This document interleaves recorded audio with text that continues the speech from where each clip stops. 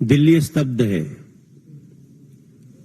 और दिल्ली ही नहीं, मुझे लगता है कि सरकारों में और राजनीति में रुचि लेने वाला देश का हर तबका स्तब्ध है। दिल्ली में हुए इस अपराध और भ्रष्टाचार के कांड पर जो अरविंद केजरीवाल के द्वारा किया गया है, भारतीय राजनीति के इतिहास में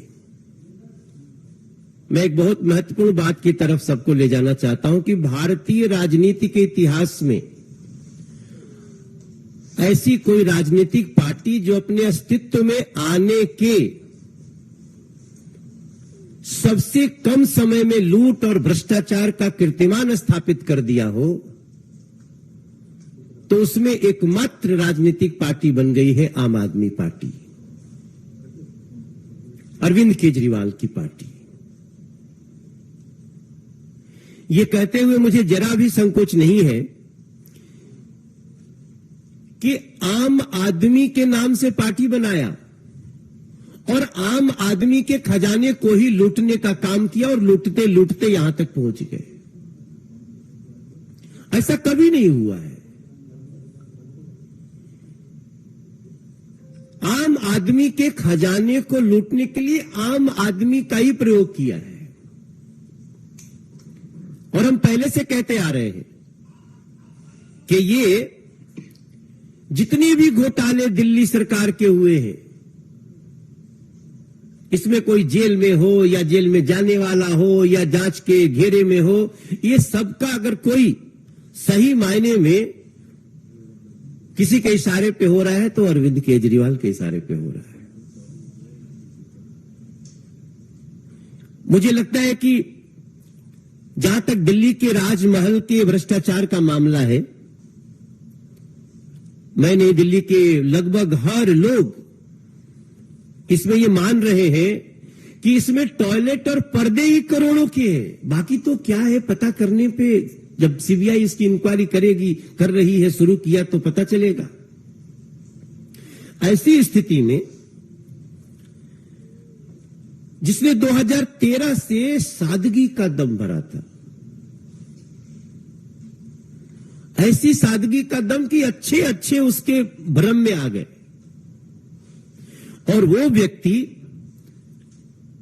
2022 तक राजमहल में रहने का सपना देखता हुआ उसको सही करने के लिए क्या क्या नहीं कर डालता है।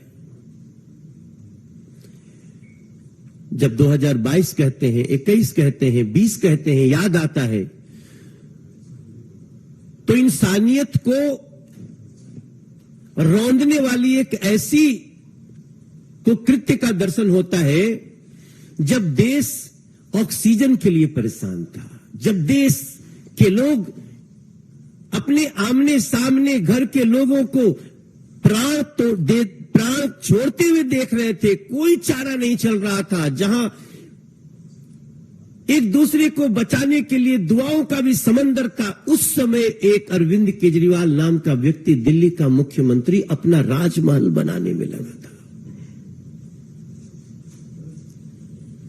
कैसा वो दिल, कैसा वो मन, कैसी वो सोच, ये सारी चीजें इस सीबीआई की जांच शुरू होने के बाद याद आ रही है।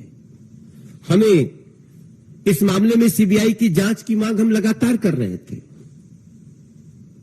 क्योंकि जब सीबीआई जांच करेगी तभी उन सारी चीजों का पता चलेगा कि रात में क्यों किसी अधिकारी के कमरे को खोल करके वहां से फाइल चुराने की कोशिश हुई, साक्ष्य को नष्ट करने के प्रयास हुए।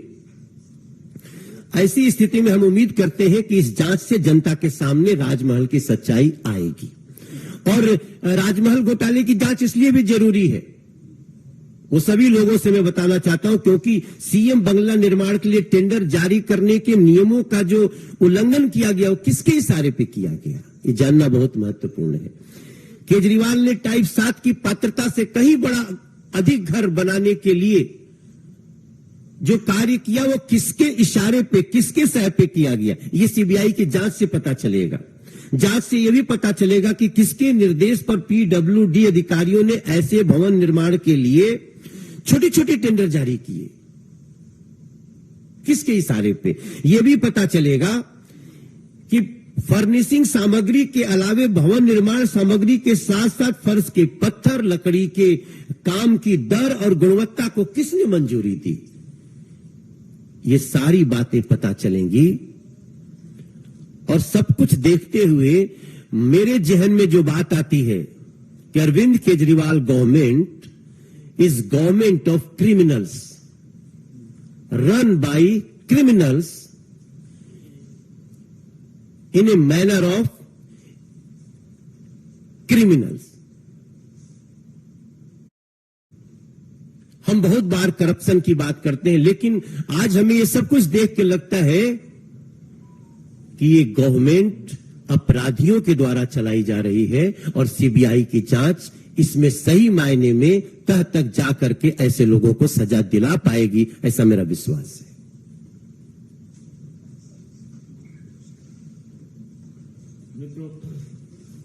शाहजाद जी भी अपनी बात रखेंगे, माननीय शाहजाद पूनावाला जी। मित्रों, ये पूरा का पूरा प्रकरण केवल एक घर के रेनोवेशन का नहीं है, बल्कि मानसिकता के रेनोवेशन का है। जिन लोगों ने राजनीति में ये कस्में वादे लेकर आने का काम किया था कि हम छोटे घर में रहेंगे, हम वीवीआईपी सिक्योरिटी नहीं लेंगे, हम छोटी गाड़ी से चलेंगे, हमें तो केवल 2 रूम का घर चाहिए और क्या चाहिए, पैर पसारने की जगह चाहिए। आज उस मानसिकता का ऐसा रेनोवेशन हुआ है कि सुल्तान केजरीवाल एक भ्रष्टाचार का महल बनाते हैं। ये सुल्तान केजरीवाल की कहानी है। और सुल्तान केजरीवाल ने जब दिल्ली की जनता ऑक्सीजन के लिए, दिल्ली की जनता वेंटिलेटर के लिए, दिल्ली की जनता की रसोइयां बंद थी, जब दिल्ली के लोग त्राहिमाम कर रहे थे कोविड के काल में, तब सुल्तान केजरीवाल ने एक फतवा जारी किया कि मेरा भ्रष्टाचार का बड़ा महल बनेगा। और उस फतवे के बाद किस प्रकार से वियतनाम से फ्लोरिंग आई, करोड़ों रुपए की। पीडब्ल्यूडी का आप देख लीजिए, किसी के भी घर पे ज्यादा से ज्यादा अगर लगता है तो मकराना मार्बल, और वो भी हाई क्वालिटी का मार्बल होता है, राजस्थान से आता है मकराना। पर मकराना मार्बल ताजमहल में तो लग सकता है, सुल्तान केजरीवाल के भ्रष्टाचार के महल में मकराना मार्बल लगेगा। उन्होंने कहा वियतनाम का सफेद मार्बल आएगा। हमारे घर में पर्दे लगते हैं, 200, 300, 400 रुपए के पर्दे लगते हैं, 500 रुपए का मैक्सिमम, 1000 रुपए का बहुत बड़ा हो गया तो। यहां पर 8-8 लाख का एक पर्दा, 8 लाख रुपीस का पर्दा। हमारे घर में टॉयलेट भी होता है, 200-300 रुपए की टॉयलेट की सीट आती है। यहां पर 4 लाख रुपए की एक टॉयलेट की सीट, 4 लाख रुपए का कमोड। कल्पना कीजिए, 60 लाख रुपए खर्च किए गए रसोइयां बनाने में, और एक नहीं अनेक रसोइयां बन रही थी। 4-5 सदस्य हैं उनके घर में, 15 टॉयलेट बने, 15 टॉयलेट, 4-5 लोगों के बीच के लिए 15 टॉयलेट, और हर टॉयलेट में पाउडर रूम भी बना है। अब सोचिए पाउडर रूम क्या होता है। टॉयलेट के भीतर घुसने ही वहां पर कैसे शर्ट लगानी है, कैसे मेकअप करना है, उसके लिए उसको पाउडर रूम कहते हैं। तो 15 पाउडर रूम भी बने, उसके ऊपर 15 लाख खर्च हुआ। यह केवल अश्लील खर्च का मामला नहीं है दोस्तों, ये अश्लील खर्च के साथ साथ भ्रष्टाचार का भी सीधा सीधा मामला है। क्योंकि अभी जैसे हमारे सांसद साहब बता रहे थे, मनोज जी बता रहे थे, सारे रूल नियमों को बाईपास किया गया। आपको पता होगा, कई मीडिया के लोगों ने स्टोरी भी की है, और इसी मंच से वो स्टोरी हमने उस पर पीसी भी की है, हमारे अलग अलग नेताओं ने दिल्ली के, कि हर खर्च को 10 करोड़ के नीचे रखा गया। 9,99,999 रुपए रखा गया, ताकि 10 करोड़ पार होते ही जो प्रक्रिया आती उसमें वो प्रक्रिया से बचा जा सके। आज इसीलिए ये दिल्ली की जनता की जीत है, क्योंकि दिल्ली की जनता लगातार दिल्ली प्रदेश भारतीय जनता पार्टी के नेतृत्व में मांग कर रही थी कि किस प्रकार से इस पूरे मामले में सीबीआई की जांच हो। पहले सीएजी की भी जांच हुई, तब भी इन्होंने विक्टिमहुड कार्ड निकाला। आज सीबीआई की जांच हुई है, देख लेना 5-10 मिनट के बाद अब ये सारे लोग मिलकर बोलेंगे देखिए हमें प्रताड़ित किया जा रहा है, हमें दबाया जा रहा है, हम इधर अच्छा काम कर रहे हैं, हम उधर अच्छा काम कर रहे हैं, इसीलिए विक्टिमहुड कार्ड आएगा। परंतु आज विक्टिमहुड कार्ड का नहीं, आज समय है रिपोर्ट कार्ड देने का। अरविंद केजरीवाल जी, रिपोर्ट कार्ड दीजिए अपने भ्रष्टाचार का। शराब घोटाले में मनीष सिसोदिया आज भी कोर्ट ने उनको अंदर रखा है। क्या कोर्ट विंडेटा कर रहा है? और शराब घोटाले में तो कांग्रेसी, आप ही के नए नए मित्र जिनके साथ आपकी किस प्रकार की खटास है पंजाब से लेकर हर जगह पर, उन्होंने उसका स्वागत किया। बस घोटाला, कक्षा घोटाला जिसको स्वयं मनोज जी ने उठाया था बहुत बड़े पैमाने पर, और अब शीश महल घोटाले पर भी जिस प्रकार से एक के बाद एक सारे तथ्य सामने आ रहे हैं, तो आज अरविंद केजरीवाल जी को बताना चाहिए कि फाइलें छिपाने की, फाइलें हटाने की नहीं, अब रिपोर्ट कार्ड दिखाने की बारी है। और आज दिल्ली की जनता सब एक स्वर में इसका स्वागत कर रहे हैं कि इसमें सीबीआई की जांच की शुरुआत हुई है। इस पूरे प्रकरण का सरगना सुल्तान केजरीवाल है। उनके भ्रष्टाचार के महल में जिसने भी लूट खसोट की है उनको जवाबदेही देनी पड़ेगी। सरगना मैंने मित्रों- किंग पिन, किंग पिन। हाँ, किंग पिन। मित्रों, अपनी ओर से हमने विषय रख दिया है दिल्ली के विषय पर। अब आप इस विषय पर कोई भी प्रश्न पूछ सकते हैं। मनोज जी, मेरा सवाल ये है कि टाइम्स नाउ नवभारत और टाइम्स नाउ ने ये पूरी खबर दिखाई, अब सीबीआई ने पी रजिस्टर कर लिया। आपको लगता है कि जब जांच आगे बढ़ेगी, डॉक्यूमेंट जब हैंडओवर होंगे पीडब्ल्यूडी के, तो जांच के दायरे में दिल्ली के मुख्यमंत्री अरविंद केजरीवाल आएंगे? 100% आएंगे, क्योंकि सीबीआई के जांच को अपने पास लेने से पहले जितनी चीजें आ गई हैं, और इवन मैं धन्यवाद देना चाहता हूं आपके चैनल को और मीडिया को थैंक्स करना चाहता हूं। बहुत ऐसे केसेज हैं जहां मीडिया ने वो काम करके दिया है जिसके आधार पर बड़े बड़े अपराधी पकड़े गए हैं। तो इस केस में जिस प्रकार से सारा कुछ design by Arvind Kejriwal, plan by Arvind Kejriwal, और जो कुछ हुआ है वो स्वयं जिसके लिए हुआ है वो अरविंद केजरीवाल। तो मुझे पूरी तरह से लगता है कि अब इनका बचना बहुत मुश्किल है।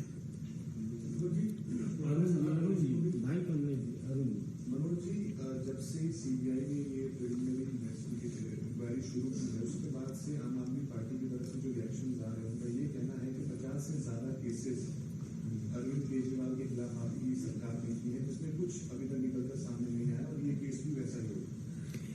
ये चालाकी अरविंद केजरीवाल ने शुरू से किया है, और इसका बहुत बड़ा बड़ा मुद्दा भी चला है कि अरविंद केजरीवाल साइन क्यों नहीं करते हैं। तभी मैंने कहा कि इन अ क्रिमिनल मैनर, ये शब्द इसलिए प्रयोग किया कि ये बड़ी प्लानिंग के साथ चल रहे हैं। लेकिन अब जहां फंसे हैं, मुझे लगता है कि जिस पूरी मोडस ऑपरेंडी को आम आदमी पार्टी के नेता बोलते रहते हैं, अब शायद इसके बाद नहीं बोल पाएंगे।